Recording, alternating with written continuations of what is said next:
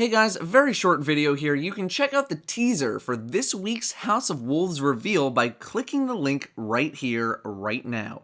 I am going to spoil what was shown in some screenshots, so go watch the teaser first and then come on back.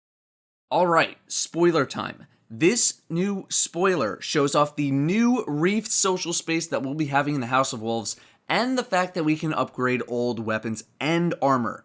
As for the Reef space, known as the Queen's Bay, it's a thing.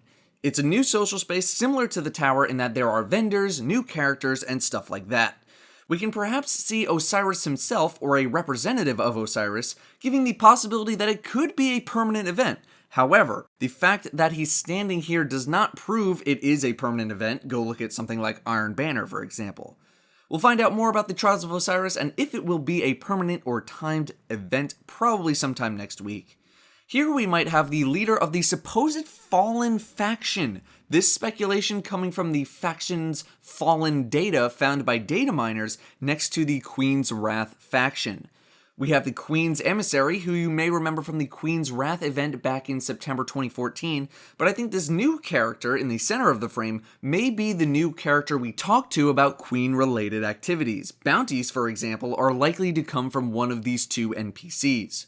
We have a picture here of what looks like a hunter rocking some very interesting looking armor. I know we haven't seen a helm like this before, although it could be the work of a new shader as well. We'll find out more later in the reveal process. It could be new hunter legendary armor, but I doubt it's another NPC. NPCs usually have their helmets off. You can also see the Fallen faction icon that I just talked about on this Fallen NPC, giving even more of a chance that the Fallen faction is indeed a thing in the House of Wolves, and this would be the representative. Otherwise, it looks like a bunch of vendors will be carrying over along with some newer faces who may or may not do something different. I don't know if, for example, the bounty bot will have the same bounties as it does in the tower as it will in the Reef. They might be different, they might be the same, just maybe there for accessibility. Hopefully these new characters, whoever they might end up being, will end up being more than just vendors, but we'll see. Next, we have weapon and armor upgrading. Unfortunately, they don't really divulge a lot of information on this front. Even going frame by frame reveals nothing about the process, nothing about how we do it or the materials required, but I wouldn't expect them to spoil that in this little teaser, hence teaser. What we do see, however, is the ability to upgrade old raid armor. That's Vault of Glass and Crota's End.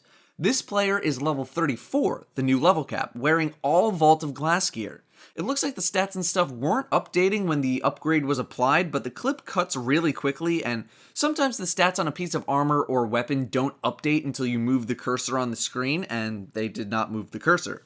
Also, the gear appears to scale up your stats as well as your level, but this is very much to be expected. I'm sure I've rammed this into your heads plenty of times by now, and it's actually the first question of tomorrow's Q&A, but for hopefully the second to last time, Bungie will be streaming with special guest Githalion tomorrow. That's Wednesday, April 22nd at 11 a.m. Pacific time. That's 2 p.m. Eastern and 6 p.m. GMT over at twitch.tv/Bungie.